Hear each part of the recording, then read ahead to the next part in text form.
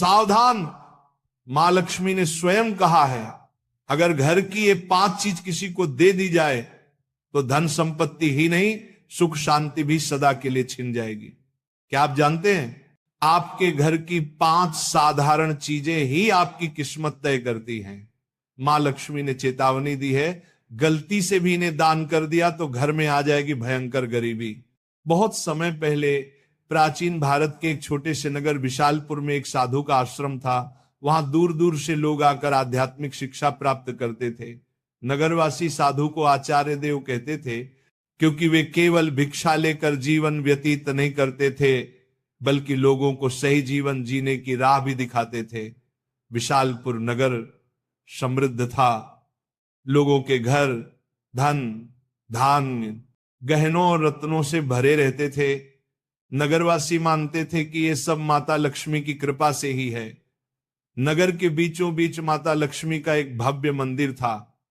रोज शाम को वहां दीपक जलाए जाते, घंटियों की ध्वनि गूंजती और पूरा वातावरण श्री ह्रीं श्री महालक्ष्मी नमः के मंत्रों से पवित्र हो जाता। लेकिन एक परिवार ऐसा भी था जो नगर में सबसे समृद्ध होने के बावजूद धीरे धीरे कंगाल होने की ओर बढ़ रहा था। यह परिवार था वसुदेव जी का। वसुदेव जी नगर के सबसे बड़े व्यापारी थे।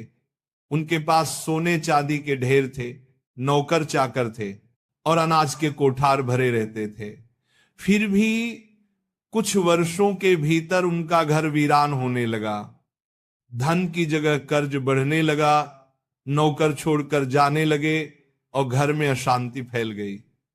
लोग हैरान थे कि ऐसा क्यों हो रहा है, आखिर माता लक्ष्मी की कृपा एक समृद्ध घर से क्यों उठ गई। वसुदेव जी भी परेशान थे। एक रात वे चिंतित होकर सो रहे थे, तभी उन्हें एक स्वप्न आया। स्वप्न में माता लक्ष्मी प्रकट हुई। उनके मुखमंडल से दिव्य आभा निकल रही थी। 4 हाथों में कमल, शंख, गदा और सोने के सिक्कों की वर्षा करने वाला पात्र था। उनकी मुस्कान शांति और कृपा से भरी थी, लेकिन आंखों में एक कठोर सत्य छिपा था। माता बोली, वसुदेव तुम दुखी क्यों हो? क्या तुम्हें याद नहीं कि धन की रक्षा करना भी एक तपस्या है? तुमने अपने घर की 5 पवित्र वस्तुएं बार बार दूसरों को देकर मेरे निवास को अशुद्ध कर दिया, इसलिए मैं तुम्हारे घर से विदा हो गई। वसुदेव ने हाथ जोड़कर कहा, मां मुझे क्षमा करें, कृपया मुझे बताइए कि वे 5 वस्तुएं कौन सी हैं जिन्हें देने से घर में गरीबी आती है। माता ने कहा, यह रहस्य मैं बताऊंगी, परंतु ध्यान रहे ये केवल तुम्हारे लिए नहीं बल्कि पूरे नगर और संसार के लिए शिक्षा है। 5 वस्तुएं कभी भूलकर भी घर से बाहर नहीं देनी चाहिए, क्योंकि ये वस्तुएं मेरे निवास की जड़ें हैं। इन्हें खोने से घर निर्धन और अपवित्र हो जाता है।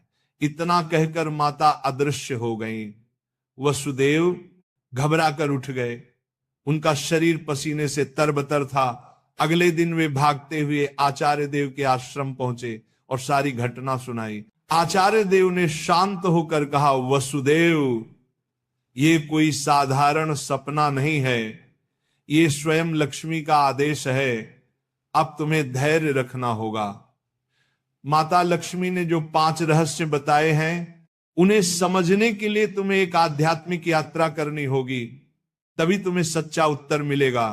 और इस प्रकार यात्रा शुरू हुई। वसुदेव ने अपनी पत्नी सुभद्रा और बेटे माधव के साथ नगर छोड़ दिया और आचार्य देव के आदेश पर हिमालय की ओर प्रस्थान किया। रास्ते में उन्हें तरह तरह की घटनाएं घटी। एक गांव में उन्होंने देखा कि एक महिला अपने घर का चूल्हे की राख दूसरों को दे रही है। वसुदेव को तुरंत माता लक्ष्मी की बात याद आई।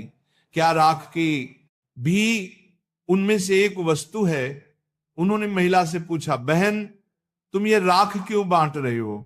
महिला ने कहा, महाराज लोग मानते हैं कि राख खेत में डालने से फसल अच्छी होती है। वसुदेव ने सोचा, लेकिन यही तो गलती है। चूल्हे की राख घर के भोजन और अग्नि का प्रतीक है। इसे बाहर देने से घर की उन्नति रुक जाती है। यात्रा आगे बढ़ी।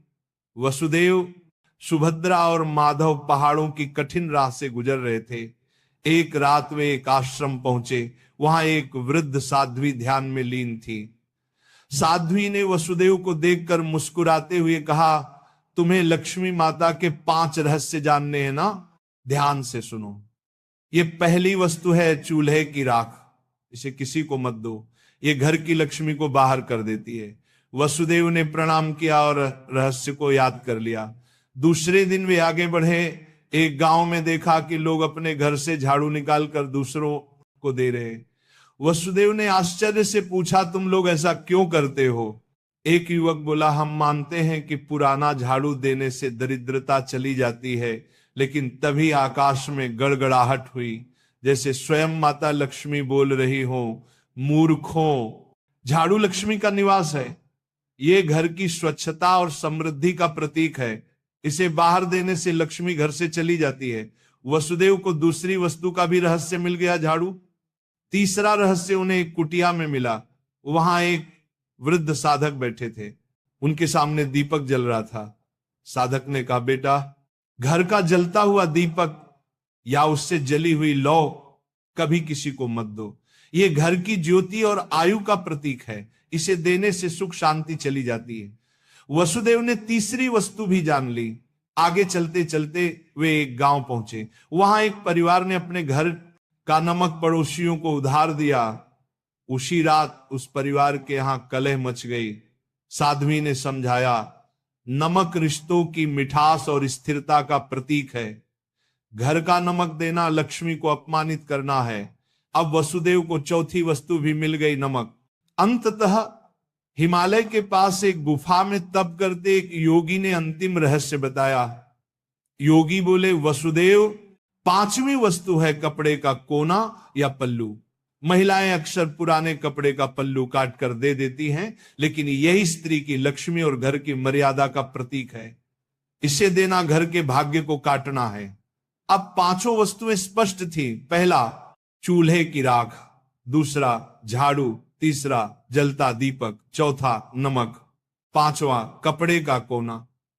वसुदेव ने कृतज्ञ होकर योगी को प्रणाम किया।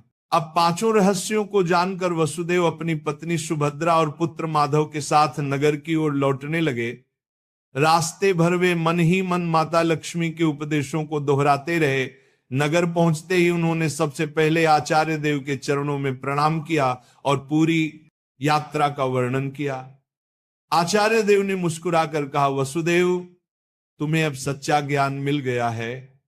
इन रहस्यों को केवल अपने तक सीमित मत रखना, बल्कि नगरवासियों को भी बताओ, ताकि वे भी लक्ष्मी के अपमान से बच सके।